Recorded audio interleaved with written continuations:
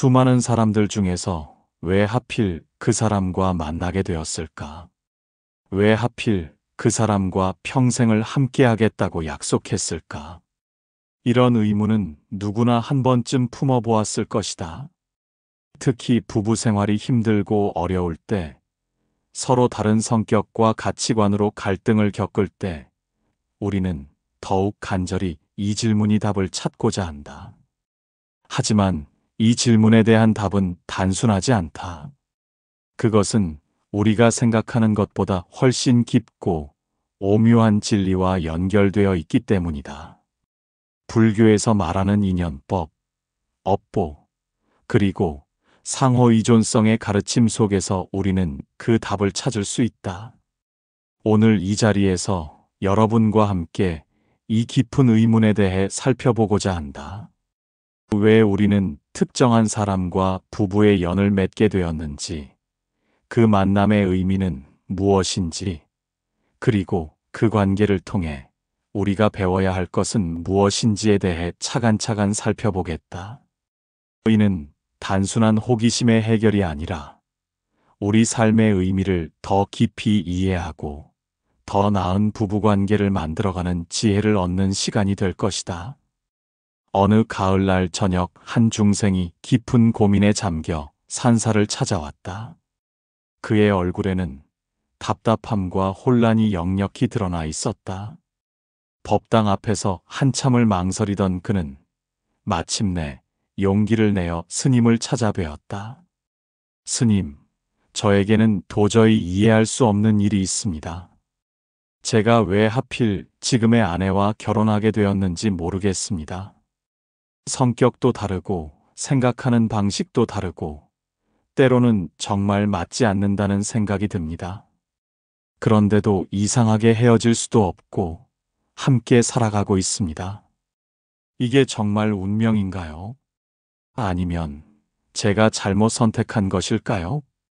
스님은 조용히 중생의 말을 들으며 고개를 끄덕였다. 그리고 잠시 침묵한 후 부드러운 목소리로 말씀하셨다. 그대의 고민을 충분히 이해한다. 많은 사람들이 같은 의문을 품고 살아간다. 하지만 그대는 지금 매우 중요한 질문을 던지고 있다. 이 질문 자체가 이미 깨달음을 향한 첫걸음이라고 할 수 있다. 어떤 의미인지 잘 모르겠습니다, 스님. 부처님께서 말씀하시기를 이 세상의 모든 만남은 우연이 아니라고 하셨다. 연기법에 따르면 모든 현상은 원인과 조건이 만나서 일어난다. 그대가 지금의 아내를 만난 것도 마찬가지다. 수많은 원인과 조건들이 복합적으로 작용하여 그 만남이 이루어진 것이다.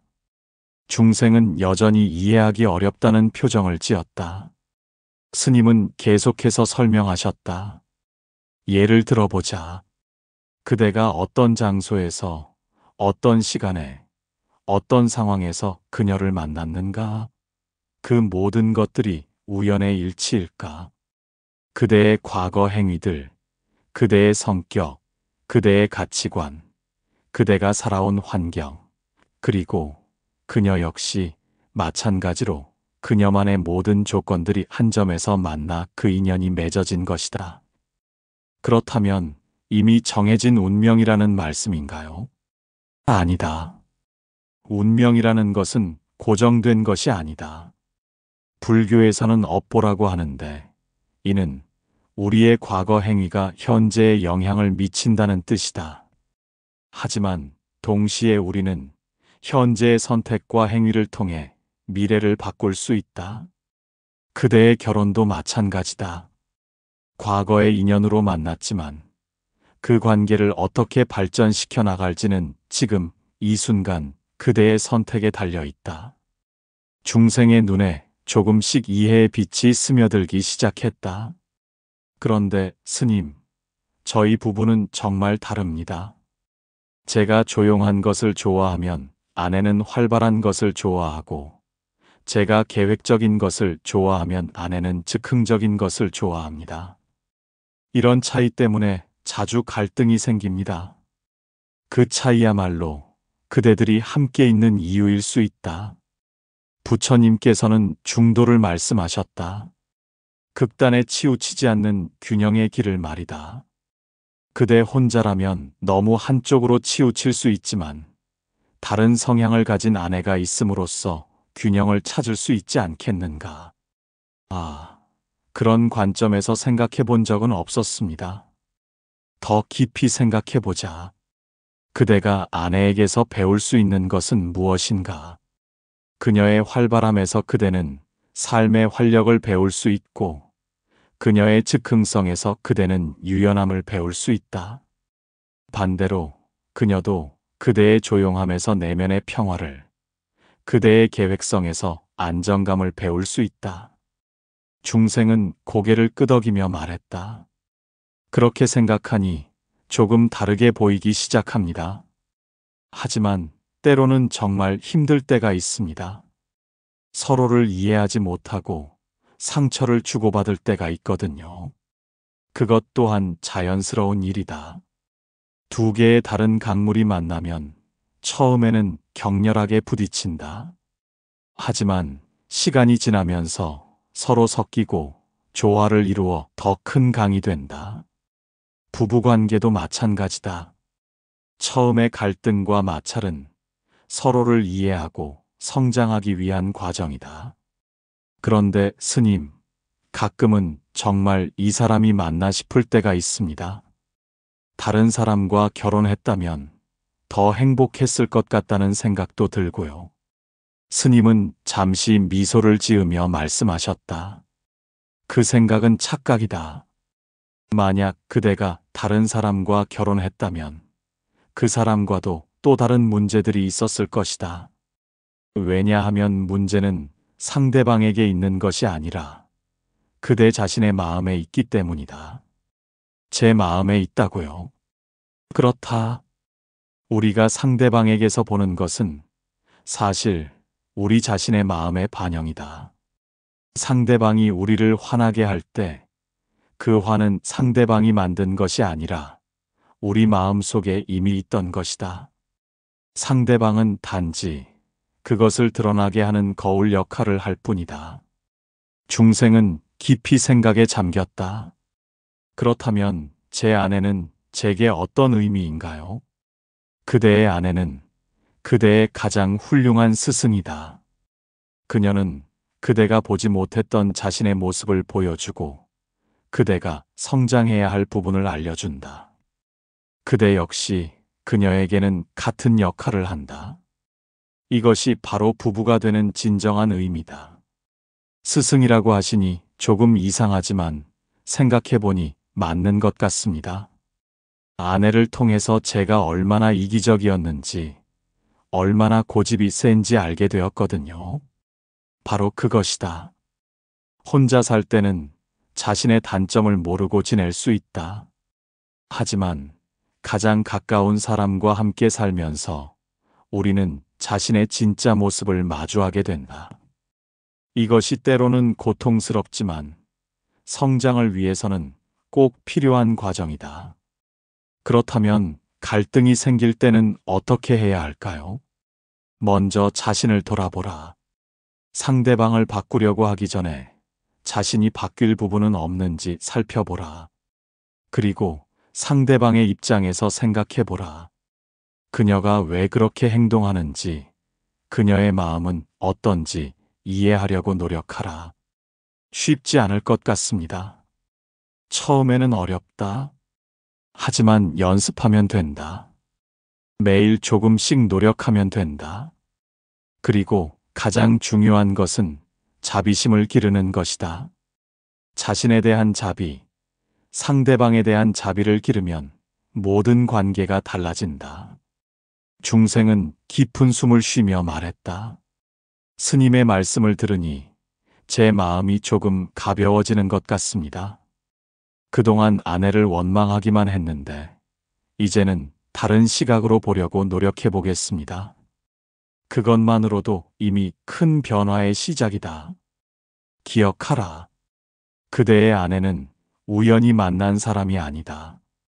그녀는 그대가 더 나은 사람이 되도록 도와주기 위해 그대의 삶에 나타난 소중한 인연이다. 그 인연을 소중히 여기고 감사하는 마음을 가져라. 중생은 깊이 절을 올리며 말했다. 감사합니다, 스님. 오늘 말씀을 통해 많은 것을 깨달았습니다. 집에 돌아가서 아내에게 고마움을 표현해 보겠습니다. 스님은 자비로운 미소를 지으며 말씀하셨다. 그대의 깨달음이 그대 부부의 행복으로 이어지기를 기원한다. 그리고 기억하라. 사랑은 감정이 아니라 선택이다. 매일 사랑하기로 선택하라. 부처님께서 말씀하시기를 이 세상의 모든 현상은 홀로 존재하는 것이 없다고 하셨다. 모든 것은 서로 연결되어 있고 서로 의존하며 존재한다. 이를 연기법 또는 인연법이라고 한다. 그대들이 부부가 된 것도 바로 이 인연법의 작용이다. 수많은 원인과 조건들이 복합적으로 작용하여 그 만남이 이루어진 것이며 이는 결코 우연이 아니다. 생각해보라. 그대가 태어난 시대, 그대가 자란 환경, 그대가 받은 교육, 그대가 만난 사람들, 그대가 경험한 모든 일들이 그대를 지금의 그대로 만들었다. 그리고 그 모든 조건들이 한 점에서 만나 그대의 배우자를 만나게 된 것이다. 만약 그 중 하나라도 달랐다면 그대는 다른 사람을 만났을 것이고 다른 삶을 살았을 것이다. 하지만 모든 조건이 완벽하게 맞아떨어져 지금의 인연이 맺어진 것이다. 이것을 이해할 때 우리는 자신의 배우자를 다른 시각으로 바라볼 수 있다. 그 사람은 단순히 우리가 선택한 사람이 아니라 우리의 모든 과거가 만들어낸 결과이며 동시에 우리의 미래를 함께 만들어갈 동반자다. 그러므로 그 인연을 소중히 여기고 감사해야 한다. 불평하거나 원망할 것이 아니라 그 인연의 깊은 의미를 이해하고 받아들여야 한다. 하지만 많은 사람들이 이를 이해하지 못한다. 자신의 배우자에게서 부족한 점만 보고 다른 사람과 비교하며 불만을 품는다. 이는 인연의 참된 의미를 모르기 때문이다.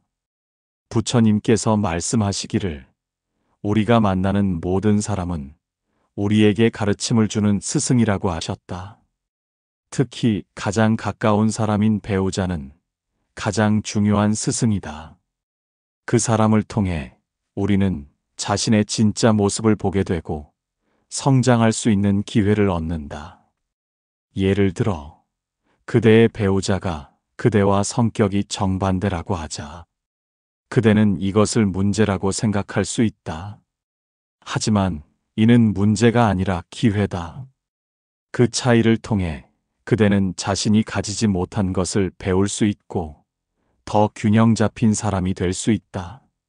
만약 그대와 똑같은 사람과 결혼했다면 그대는 성장할 기회를 잃었을 것이다. 같은 성격, 같은 생각, 같은 행동 패턴을 가진 사람들끼리는 서로에게서 배울 것이 적다. 부처님께서는 중도를 말씀하셨다. 어느 한쪽으로 치우치지 않는 균형의 길을 말이다. 부부 관계에서도 이 중도가 적용된다. 한 사람이 너무 적극적이면 다른 사람은 차분함을 제공하고 한 사람이 너무 신중하면 다른 사람은 과감함을 제공한다. 이렇게 서로 다른 특성을 가진 두 사람이 만나 균형을 이루는 것이다. 그런데 많은 부부들이 이 차이를 받아들이지 못하고 서로를 바꾸려고 한다. 자신의 방식이 옳다고 생각하고 상대방도 자신과 같아져야 한다고 생각한다. 이는 큰 착각이다. 상대방을 바꾸려는 것은 그 사람의 본성을 부정하는 것이며 인연의 의미를 무시하는 것이다. 우리가 해야 할 일은 상대방을 바꾸는 것이 아니라 그 차이를 이해하고 받아들이며 그 속에서 조화를 찾는 것이다. 이를 위해서는 먼저 자신을 돌아봐야 한다. 왜 상대방의 그 행동이 나를 불편하게 하는가? 왜 나는 상대방이 나와 다른 것을 받아들이지 못하는가? 이런 질문을 통해 우리는 자신의 집착과 아집을 발견할 수 있다. 그리고 그것을 놓아버림으로써 더 자유로워질 수 있다. 부처님께서 말씀하시기를 모든 고통의 원인은 집착이라고 하셨다. 부부 사이의 갈등도 마찬가지다. 자신의 생각, 자신의 방식, 자신의 기대에 집착하기 때문에 갈등이 생긴다. 상대방이 자신의 기대와 다르게 행동할 때 실망하고 화를 낸다. 하지만 이는 상대방의 문제가 아니라 자신의 집착의 문제다. 집착을 놓아버리면 상대방을 있는 그대로 받아들일 수 있다. 그리고 그 속에서 새로운 아름다움을 발견할 수 있다. 자신이 생각했던 것과는 다르지만 그 나름의 가치와 의미가 있다는 것을 알게 된다. 이때 비로소 진정한 사랑이 시작된다. 조건부 사랑이 아니라 무조건적 사랑, 기대에 기반한 사랑이 아니라 이해에 기반한 사랑이 시작되는 것이다. 또한 우리는 업보의 법칙을 이해해야 한다. 우리의 현재는 과거 행위의 결과이며 우리의 미래는 현재 행위에 달려 있다. 그대가 지금의 배우자를 만난 것도 과거의 업보이며 그 관계가 어떻게 발전할지는 현재 그대의 행위에 달려 있다. 만약 그대가 상대방에게 사랑과 자비를 베풀면 그 관계는 더욱 아름다워질 것이다. 하지만 원망과 미움을 품으면 그 관계는 더욱 어려워질 것이다. 그러므로 과거를 원망하지 말고 현재에 집중하라. 지금 이 순간 그대가 할 수 있는 최선을 다하라. 상대방을 이해하려고 노력하고 사랑을 표현하고 감사함을 나타내라. 이것이 좋은 업을 쌓는 길이며 행복한 미래를 만드는 길이다. 인연법을 깊이 이해하면 우리는 모든 만남에 감사할 수 있다. 좋은 만남뿐만 아니라 어려운 만남에도 감사할 수 있다. 왜냐하면 모든 만남은 우리에게 배움의 기회를 주고 성장의 계기를 제공하기 때문이다. 특히 부부관계는 가장 깊고 지속적인 배움의 관계다. 그러므로 그 인연을 소중히 여기고 그 속에서 최선을 다해 살아가야 한다. 부처님께서 가르치신 업보의 법칙을 깊이 살펴보면 우리가 현재 경험하는 모든 것은 과거의 행위에서 비롯된 결과임을 알 수 있다. 이는 단순히 선악의 보응이라는 차원을 넘어서 우리 존재의 모든 측면에 적용되는 근본 법칙이다. 그대가 지금의 배우자를 만나게 된 것도 바로 이 업보의 작용이며 수많은 전생과 현생의 행위들이 복합적으로 작용한 결과다. 하지만 업보를 운명론적으로 이해해서는 안 된다. 과거의 업이 현재를 결정한다고 해서 우리가 수동적으로 받아들이기만 하면 되는 것은 아니다. 오히려 현재의 선택과 행위를 통해 미래를 바꿀 수 있다는 것이 업보의 진정한 의미다. 그대의 부부관계도 마찬가지다. 과거의 인연으로 만났지만 그 관계를 어떻게 발전시켜 나갈지는 지금 이 순간 그대의 선택에 달려 있다. 많은 사람들이 자신의 배우자와의 관계에서 어려움을 겪을 때 이를 운명이라고 체념하거나 상대방 탓으로 돌린다. 하지만 이는 업보의 법칙을 제대로 이해하지 못한 것이다. 현재의 어려움은 과거의 결과일 수 있지만 그것을 어떻게 받아들이고 대처하느냐에 따라 미래는 완전히 달라질 수 있다. 만약 그대가 현재의 어려움을 성장의 기회로 받아들이고 상대방에게 더 큰 사랑과 이해를 보인다면 그 관계는 더욱 깊고 아름다운 것으로 발전할 것이다. 상호의존성의 원리도 부부관계를 이해하는데 매우 중요하다. 부처님께서 말씀하시기를 이 세상의 모든 존재는 서로 의존하며 존재한다고 하셨다. 아무것도 독립적으로 존재하는 것은 없으며 모든 것은 다른 것들과의 관계 속에서만 의미를 갖는다. 부부관계도 마찬가지다. 남편은 아내가 있어야 남편이고 아내는 남편이 있어야 아내다. 둘은 서로를 통해서만 자신의 정체성을 확인할 수 있다. 이 상호의존성을 깊이 이해하면 우리는 상대방을 자신과 분리된 별개의 존재로 보지 않게 된다. 상대방의 행복이 곧 나의 행복이고 상대방의 고통이 곧 나의 고통임을 알게 된다. 이때 비로소 진정한 연민과 자비가 생겨난다. 상대방을 위한다는 것이 곧 자신을 위하는 것이며 자신을 위한다는 것이 곧 상대방을 위하는 것임을 깨닫게 된다. 하지만 많은 부부들이 이를 이해하지 못하고 자신의 이익만을 추구한다. 상대방보다 자신이 더 많이 받으려 하고 자신이 더 적게 주려고 한다. 이는 상호의존성의 원리를 무시하는 것이며 결국 둘 다 불행하게 만든다. 진정한 행복은 서로 주고받는 균형에서 나오는 것이지 일방적으로 받는 것에서 나오는 것이 아니다. 업보의 관점에서 보면 우리가 상대방에게 베푸는 모든 선행은 결국 우리 자신에게 돌아온다. 상대방에게 사랑을 주면 사랑을 받게 되고 이해를 베풀면 이해를 받게 된다. 반대로 미움을 품으면 미움을 받게 되고 원망을 하면 원망을 받게 된다. 이는 단순한 도덕적 교훈이 아니라 우주의 근본 법칙이다. 그러므로 현명한 사람은 상대방에게 좋은 것을 주려고 노력한다. 그것이 곧 자신에게 좋은 것을 주는 길임을 알기 때문이다. 또한 우리는 무상의 법칙을 이해해야 한다. 모든 것은 변한다. 사람도 변하고, 관계도 변하고, 감정도 변한다. 결혼 초기의 열정적인 사랑이 시간이 지나면서 잔잔한 애정으로 변하는 것은 자연스러운 일이다.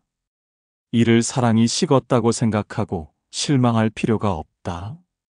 오히려 더 깊고 성숙한 사랑으로 발전하는 과정으로 받아들여야 한다.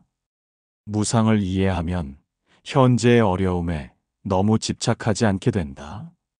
지금 부부관계가 어렵다고 해서 영원히 그럴 것이라고 생각하지 않는다. 모든 것은 변하므로 현재의 어려움도 언젠가는 지나갈 것이다. 중요한 것은 그 변화의 방향을 좋은 쪽으로 이끌어가는 것이다. 이를 위해서는 끊임없는 노력과 수행이 필요하다. 수행이라고 하면 특별한 것으로 생각하기 쉽지만 부부 생활 자체가 가장 좋은 수행이다. 매일 상대방과 함께 살면서 인내심을 기르고 자비심을 기르고 지혜를 기르는 것이다. 상대방이 나를 화나게 할 때 화를 내지 않고 참는 것, 상대방의 실수를 용서하는 것, 상대방의 입장에서 생각해 보는 것, 이 모든 것이 수행이다. 특히 용서는 부부관계에서 매우 중요한 덕목이다. 함께 살다 보면 서로에게 상처를 주고받을 수밖에 없다. 이때 그 상처를 계속 간직하고 있으면 관계는 점점 악화된다. 하지만 용서를 통해 그 상처를 놓아버리면 관계는 다시 회복될 수 있다. 용서는 상대방을 위한 것이기도 하지만 무엇보다 자신을 위한 것이다. 용서하지 않으면 자신이 계속 고통받기 때문이다. 부처님께서 말씀하시기를 미움은 미움으로 해결되지 않고 오직 사랑으로만 해결된다고 하셨다. 부부 사이의 갈등도 마찬가지다. 상대방에게 화를 내고 원망한다고 해서 문제가 해결되지 않는다. 오히려 더 큰 갈등만 생길 뿐이다. 진정한 해결책은 사랑과 이해다. 상대방의 마음을 이해하려고 노력하고 그 사람이 왜 그렇게 행동하는지 생각해 보는 것이다. 모든 사람은 나름의 이유가 있어서 그렇게 행동한다. 겉으로는 이해할 수 없는 행동이라도 그 사람의 입장에서 보면 충분한 이유가 있다. 어린 시절의 경험, 성장 환경, 개인적인 트라우마 등이 그 사람의 행동에 영향을 미친다. 이를 이해하면 상대방을 원망하기보다는 연민을 느끼게 된다. 연민은 사랑보다도 더 깊은 감정이다. 사랑은 때로 조건적일 수 있지만 연민은 무조건적이다. 상대방의 고통을 자신의 고통처럼 느끼고 그 고통을 덜어주고 싶어 하는 마음이 연민이다. 부부 사이에 이런 연민이 생기면 그 관계는 매우 깊고 아름다운 것이 된다. 하지만 연민을 기르기 위해서는 먼저 자신에 대한 연민이 필요하다. 자신을 미워하고 자책하는 사람은 다른 사람에게도 연민을 베풀기 어렵다. 자신의 부족함을 인정하고 받아들이며 자신에게 자비로워야 한다. 그래야 상대방의 부족함도 받아들일 수 있다. 업보의 법칙에 따르면 우리가 현재 겪는 모든 어려움은 과거의 행위에서 비롯된 것이다. 하지만 이를 숙명론적으로 받아들일 필요는 없다. 오히려 이를 성장의 기회로 활용해야 한다. 어려움을 통해 우리는 더 강해지고, 더 지혜로워지고, 더 자비로워질 수 있다. 부부관계의 어려움도 마찬가지다. 그 어려움을 통해 우리는 더 성숙한 사람이 될 수 있고, 더 깊은 사랑을 배울 수 있다. 부처님께서 말씀하시기를 외부 세계는 우리 마음의 반영이라고 하셨다. 우리가 세상에서 보는 모든 것은 사실 우리 마음의 상태를 보여주는 거울과 같다. 이 가르침을 부부관계에 적용해보면 우리가 배우자에게서 보는 모든 것 역시 우리 자신의 마음의 반영임을 알 수 있다. 상대방이 우리를 화나게 할 때 그 화는 상대방이 만든 것이 아니라 우리 마음 속에 이미 존재하던 것이다. 상대방은 단지 그것을 드러나게 하는 촉매 역할을 할 뿐이다. 이를 깊이 이해하면 우리는 상대방을 원망하기보다는 자신을 돌아보게 된다. 왜 나는 상대방의 그 행동에 화가 나는가?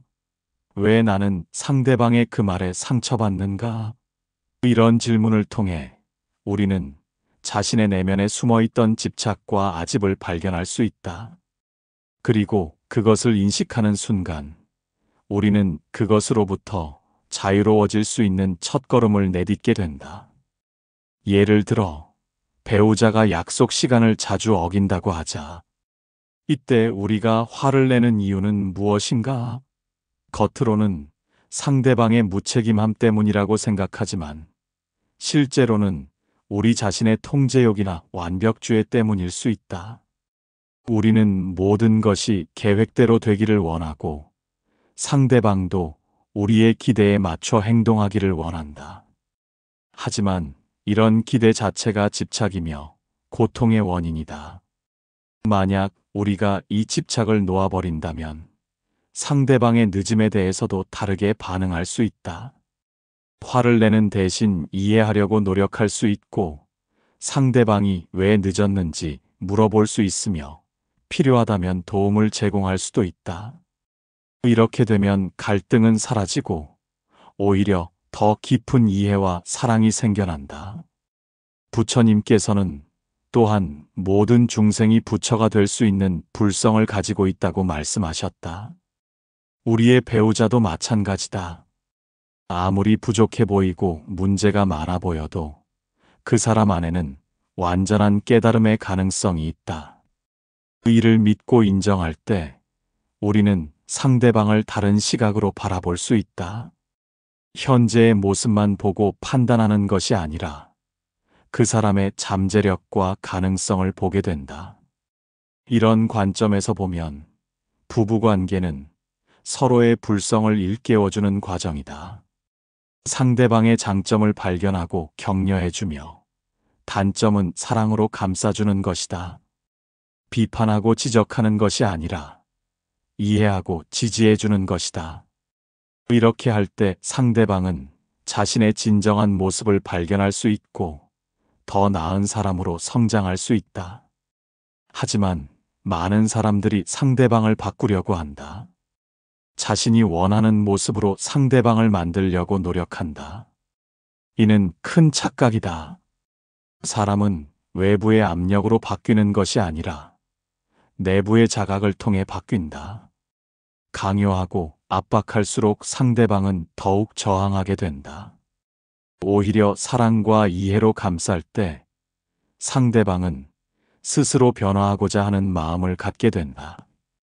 부처님께서 말씀하신 자비의 가르침도 부부관계에서 매우 중요하다.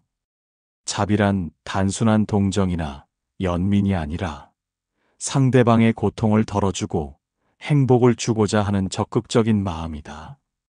부부 사이에서 자비를 실천한다는 것은 상대방의 필요를 먼저 생각하고 상대방의 행복을 위해 기꺼이 희생할 수 있는 마음을 갖는 것이다. 하지만 여기서 주의해야 할 것은 자비와 맹목적인 희생을 구분하는 것이다. 진정한 자비는 지혜의 바탕을 둔 것이어야 한다. 상대방을 위한다고 해서 무조건 모든 것을 들어주거나 잘못된 행동을 묵인하는 것은 진정한 자비가 아니다. 때로는 단호하게 말해야 할 때도 있고 상대방이 스스로 깨달을 수 있도록 기다려야 할 때도 있다. 지혜로운 자비는 상대방의 진정한 이익이 무엇인지를 아는 것이다. 당장의 편안함을 주는 것이 아니라 장기적인 성장과 행복을 위해 무엇이 필요한지를 아는 것이다. 이를 위해서는 깊은 통찰력과 인내심이 필요하다. 부부관계에서 가장 어려운 것 중 하나는 상대방의 변화를 기다리는 것이다. 우리는 즉각적인 변화를 원하지만 진정한 변화는 시간이 걸린다. 마치 씨앗이 싹을 틔우고 자라서 열매를 맺기까지 시간이 필요한 것처럼 사람의 마음도 천천히 변화한다. 이 과정을 인내심을 갖고 지켜보는 것이 진정한 사랑이다. 또한 우리는 상대방뿐만 아니라 자신의 변화에도 집중해야 한다. 상대방이 변하기를 기다리기만 하는 것이 아니라 자신이 먼저 변화하는 것이다. 자신이 더 사랑스러운 사람이 되고 더 이해심 많은 사람이 되고 더 지혜로운 사람이 될 때 상대방도 자연스럽게 변화하게 된다. 이것이 상호의존성의 원리다. 부처님께서는 모든 존재가 행복하기를 원한다고 말씀하셨다. 우리의 배우자도 마찬가지다. 그 사람도 행복하기를 원하고 사랑받기를 원하고 이해받기를 원한다. 때로는 그것을 잘못된 방식으로 표현할 수도 있지만 근본적인 욕구는 같다. 이를 이해하면 상대방의 행동을 다른 관점에서 볼 수 있다.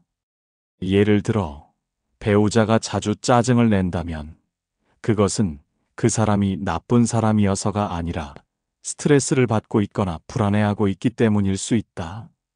이때 우리가 해야 할 일은 맞받아 화를 내는 것이 아니라 그 사람의 마음을 이해하고 위로해 주는 것이다.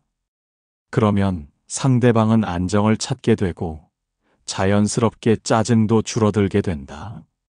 이렇게 마음의 거울을 통해 자신을 돌아보고 상대방을 이해하며 서로 성장해가는 것이 부부관계의 참된 의미다. 이는 쉬운 일이 아니지만 지속적인 노력과 수행을 통해 가능하다. 그리고 이 과정에서 우리는 단순히 좋은 배우자가 되는 것을 넘어서 더 완전한 인간으로 성장할 수 있다. 부처님께서 말씀하시기를 진정한 사랑은 집착이 아니라 자유라고 하셨다. 많은 사람들이 사랑을 소유하고 통제하려는 욕망으로 착각하지만 참된 사랑은 상대방을 있는 그대로 받아들이고 자유롭게 해주는 것이다. 부부관계에서도 마찬가지다. 진정으로 상대방을 사랑한다면 그 사람이 자신의 본성대로 살 수 있도록 도와주어야 한다.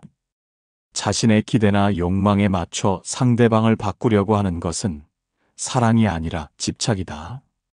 이런 무조건적 사랑을 실천하기 위해서는 먼저 자아에 대한 집착을 놓아야 한다. 우리가 상대방에게 화를 내거나 실망하는 이유는 대부분 자신의 기대가 충족되지 않았기 때문이다. 하지만 이런 기대 자체가 자아의 욕망에서 나온 것이며 상대방과는 무관한 것이다. 상대방은 우리의 기대를 충족시키기 위해 존재하는 것이 아니라 그 자신의 삶을 살기 위해 존재하는 것이다. 이를 깊이 깨달을 때 우리는 상대방을 진정으로 자유롭게 해줄 수 있다.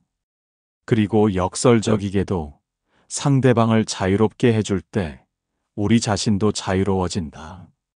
상대방을 통제하려는 욕망에서 벗어나면 우리는 더 이상 상대방의 행동에 일희일비하지 않게 된다. 상대방이 우리 기대와 다르게 행동해도 평온을 유지할 수 있게 된다. 부처님께서는 또한 모든 존재가 하나로 연결되어 있다고 말씀하셨다. 이를 부부관계에 적용하면 남편과 아내는 서로 다른 두 개체가 아니라 하나의 전체를 이루는 두 부분이라고 할 수 있다. 마치 한 몸의 왼손과 오른손처럼 서로 다르지만 동시에 하나인 것이다. 이런 관점에서 보면 상대방을 해치는 것은 곧 자신을 해치는 것이고 상대방을 사랑하는 것은 곧 자신을 사랑하는 것이다.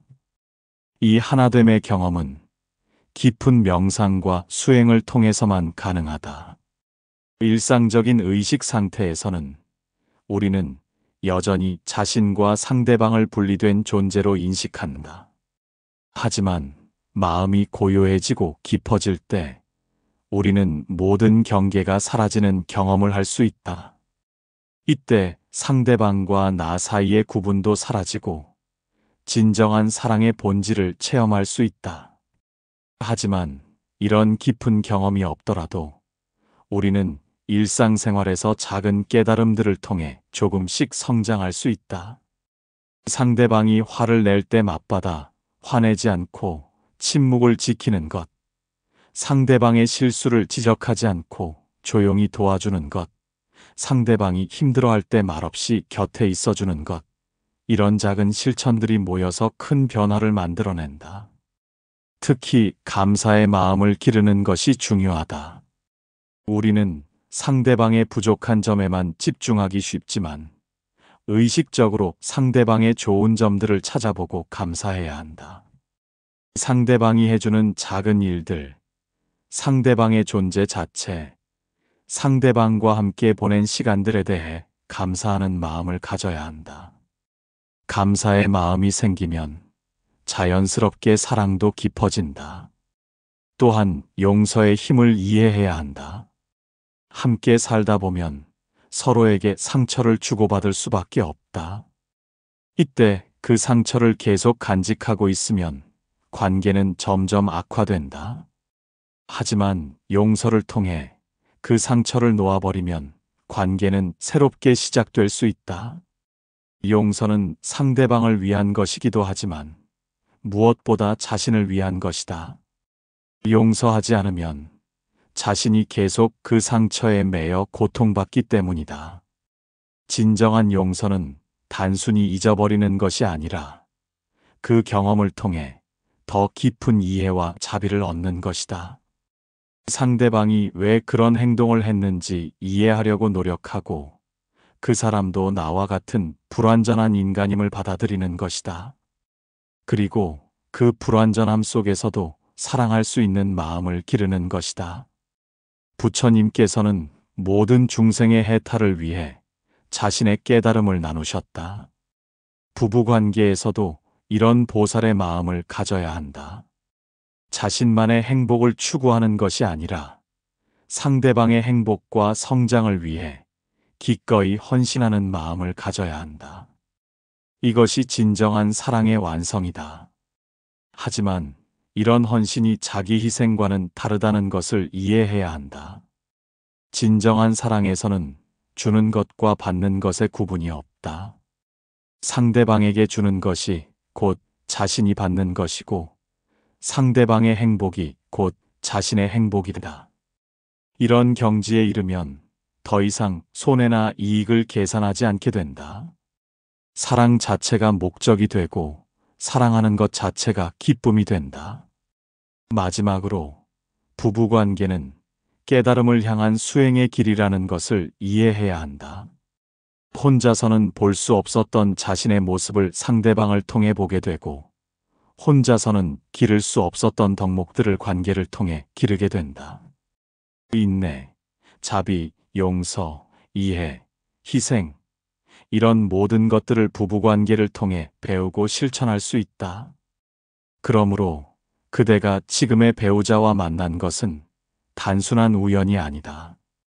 그것은 그대가 더 완전한 사람이 되기 위해, 더 깊은 사랑을 배우기 위해, 그리고 궁극적으로는 깨달음에 이르기 위해 주어진 소중한 기회다. 이 기회를 놓치지 말고 매일매일 감사하는 마음으로 최선을 다해 사랑하라. 그러면 그대의 부부관계는 단순한 인간관계를 넘어서 신성한 수행의 장이 될 것이며 그 속에서 그대는 진정한 행복과 평화를 찾을 수 있을 것이다. 이것이 부처님께서 가르쳐 주신 사랑의 완성이며 깨달음의 길이다.